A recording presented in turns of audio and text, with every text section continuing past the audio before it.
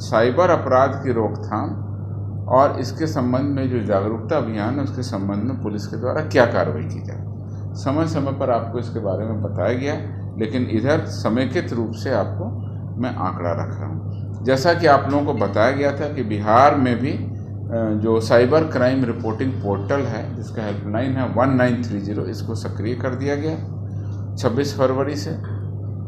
बिहार दिवस के अवसर पर हम लोगों ने इस हेल्पलाइन को और विस्तारित किया।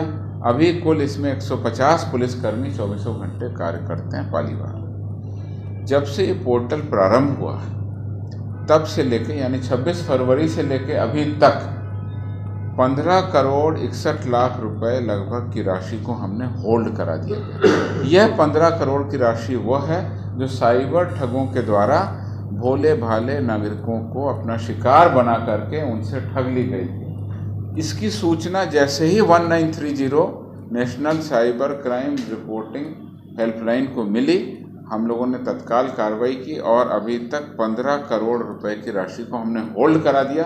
अर्थात वह राशि अब साइबर अपराधियों के पास पहुंचने से रुक गई।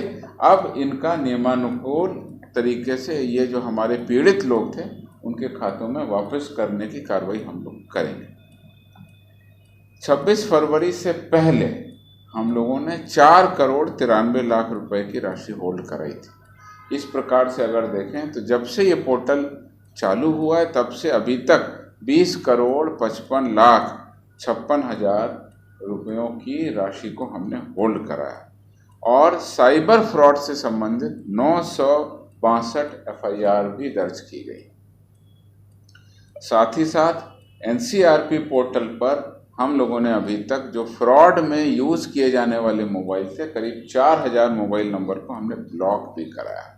तो इस प्रकार से आप देख सकते हैं समेकित रूप से बिहार पुलिस ने लगातार साइबर क्राइम और उसके प्रसार होने वाले जो गिरोह हैं उन पर लगातार कार्रवाई की गई। साइबर क्राइम का बहुत बड़ा शिकार हमारी महिलाएं, बच्चे और बच्चियां होते हैं। इसके लिए cyber crime prevention against women and children CCPWC योजना है। उस योजना के तहत भी बाल पोर्नोग्राफी, दुष्कर्म और सामूहिक दुष्कर्म से संबंधित कोई भी वीडियो या इस तरह की कोई भी सामग्री का प्रसारण करना अवैध है। इसका प्रसारण रोकते हुए हम लोगों ने 5180 साइबर परिवाद के मामलों में कार्रवाई की और 11 प्राथमिकी भी अभी तक दर्ज की। जहाँ तक बिहार पुलिस में साइबर अपराध की रोकथाम के इंफ्रास्ट्रक्चर का मामला है, उसमें हम लोगों ने 2 जून 2023 से 44 साइबर थानों का सृजन किया गया। इन साइबर थानों के सृजन के उपरांत अब इन साइबर थानों में टोटल अभी तक 300 एफआईआर भी दर्ज हो चुकी हैं। तो इस प्रकार से आप देख सकते हैं कि हमारे साइबर थानों में लगातार इस तरह के साइबर अपराधों पर कार्रवाई की जा रही है। इसके अतिरिक्त साइबर अपराध का जो पाठ्यक्रम है, प्रशिक्षण का पुलिसकर्मियों का और जो कार्यशाला है, इसको भी लगातार आयोजित किया गया है। 2021 से लेकर जुलाई 2023 तक विभिन्न श्रेणी के 502 पुलिस पदाधिकारियों को हमने ट्रेनिंग भी दी। राज्य स्तर पर बिहार साइबर अपराध कोऑर्डिनेशन केंद्र बनाया गया है, जिसमें 49 पदों पर तथा रीजनल लेवल पर जो हमारे रेंज आईजी डीआईजी हैं उनके लेवल पर भी साइबर अपराध की रोकथाम के लिए सेंटर बनाया गया है। उसमें कुल 365 पदों का, इस प्रकार से अगर देखें तो पूरे साइबर क्राइम को कोऑर्डिनेट करने के लिए 49 पदों को मुख्यालय लेवल पर, 365 पदों को रेंज लेवल पर सृजित किया गया है, जो पूरे रेंज और राज्य स्तर पर साइबर अपराधों के मामलों का कोऑर्डिनेशन करेंगे। इसमें 2-3 मुख्य मामले मैं आपके सामने रखना चाहता हूं जिसमें हम लोगों ने उपलब्धि हासिल की है। आर्थिक अपराध ने एक कांड दर्ज किया था 28/2022 और इसमें फ्लिपकार्ट से आईफोन के ऑर्डर किया गया। आईफोन वहाँ से चला, लेकिन उसकी डिलीवरी तिथि को फर्जीवाड़ा कर दिया गया।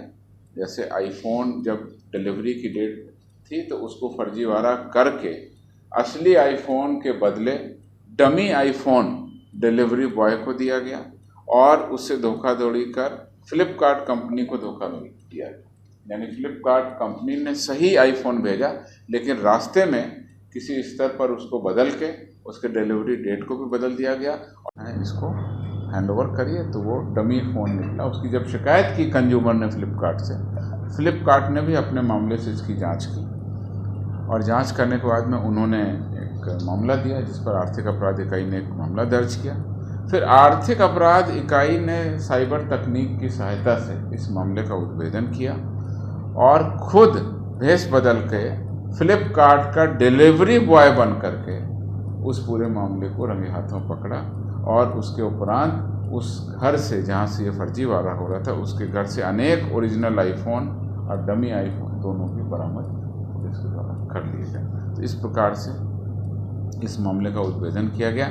आर्थिक अपराध इकाई थाना का एक और कांड हुआ 38/2022, जिसमें जन्म तिथि और नाम बदलकर Bihar board of open schooling examination में मार्कशीट में अंक बढ़ाकर जाली सर्टिफिकेट उपलब्ध कराने वाले गिरोह का पर्दाफाश कर संलिप्त अभियुक्तों को गिरफ्तार किया गया। इस प्रकार से जो भोले भाले युवक हैं उनको ठगी का शिकार बना करके उनके मार्क्स बढ़ा करके जाली मार्कशीट बना करके देने का जो मामला था वो प्रकाश में आया और उसका भी हम लोगों ने उद्भेदन किया। उसके अलावा आर्थिक अपराध इकाई ने एक और कांड दर्ज किया 8/2023, जिसमें एनी डेस्क ऐप डाउनलोड करवा करके OTP प्राप्त कर पीड़ित के मोबाइल सेट को हैक कर विभिन्न बैंकों का UPI इंस्टॉल कर पीड़ित के खातों से पैसों की अवैध निकासी का मामला आया और ऐसे साइबर अपराध के जो अपराधी थे उनके विरुद्ध कांड दर्ज किया गया, जिसमें गया जिला से 9 साइबर अपराध कर्मियों को गिरफ्तार कर न्यायिक हिरासत में भेजा गया। और इसके अलावा बहुत सारे अन्य मामलों का उद्भेदन है जिसको हम प्रेस नोट में विस्तृत रूप से आपके सामने रखें। देखिए, कोई एक पर्टिकुलर मामले में अगर आप सवाल पूछेंगे तो फिर मैं पर्टिकुलर जवाब देने के लिए मुझे समय चाहिए। इन चैनल में आपको बता दूं, पुलिस का सूचना तंत्र, आसूचना तंत्र, पुलिस की प्रिवेंटिव पुलिसिंग, पुलिस की प्रोएक्टिव पुलिसिंग, लगातार हम लोग कार्रवाई कर रहे हैं। हर प्रेस कॉन्फ्रेंस में आपको मैं अप टू डेट ब्यौरा दिखाता हूँ। इधर 2-4 दिनों में जो आपकी मेरी उपलब्धि में वो भी आपको सामने रख देता हूँ प्रेस के लिए। 5 अगस्त को, आज है 7 अगस्त, 5 अगस्त को खगड़िया के परबत्ता थाने के भरतखंड OP अंतर्गत बिहार STF के द्वारा 25,000 रुपये के इनामी कुख्यात अपराधी गुड्डू कुमार को गिरफ्तार किया गया। इसके विरुद्ध में 11 कांड दर्ज थे। नालंदा के लहरी थाना में ही 5 अगस्त को, यानी 48 घंटे पहले की उपलब्धि है, उसके अंतर्गत गुप्त सूचना के आधार, अब आप कह रहे हैं इंटेलिजेंस का, तो मैं आपको बता रहा हूँ, गुप्त सूचना के आधार पर 3 साइबर अपराधी सूरज कुमार, कुंदन कुमार, योगेश कुमार को पुलिस ने गिरफ्तार किया। इनके पास से, अब आप नोट कर सकते हैं, 19 mobile set, 23 SIM card, 11 ATM card, 7 आधार कार्ड, 2 पासबुक, 1 चेकबुक और 1 डोंगल बरामद किया गया। इन लोगों ने के द्वारा अपने व्हाट्सएप के प्रोफाइल में यूनियन बैंक ऑफ इंडिया का लोगो लगाकर आम जनों को फ़ोन कर स्वयं को कस्टमर केयर का स्टाफ बताकर सहायता करने के बहाने बैंक का डिटेल लेकर पैसों को अपने अकाउंट में ट्रांसफ़र करा लिया जाता था। ऐसे अपराध कर्मियों के पूरे गिरोह का उद्भेदन हमने अभी 48 घंटे पहले की सूचना, नालंदा लहरी थाना से। तीसरा जो आप कहते हैं कि ये 1 जुलाई की घटना है, तो इसके उद्भेदन में थोड़ा समय लगा। ये घटना है मोतिहारी के चिरैया थाना अंतर्गत पेट्रोल पंप पर हथियार कर्मियों द्वारा 40,000 रुपये की राशि लूटी। 1 जुलाई की घटना है। 1 जुलाई की घटना का उद्भेदन होने में थोड़ा समय लगा, लेकिन हम लोगों ने 4 अगस्त को इस कांड में संलिप्त अपराध कर्मियों के पूरे गिरोह और पूरा ट्रैक करने के बाद में पूरे मामले का उद्भेदन किया। इसमें 9 अपराध कर्मियों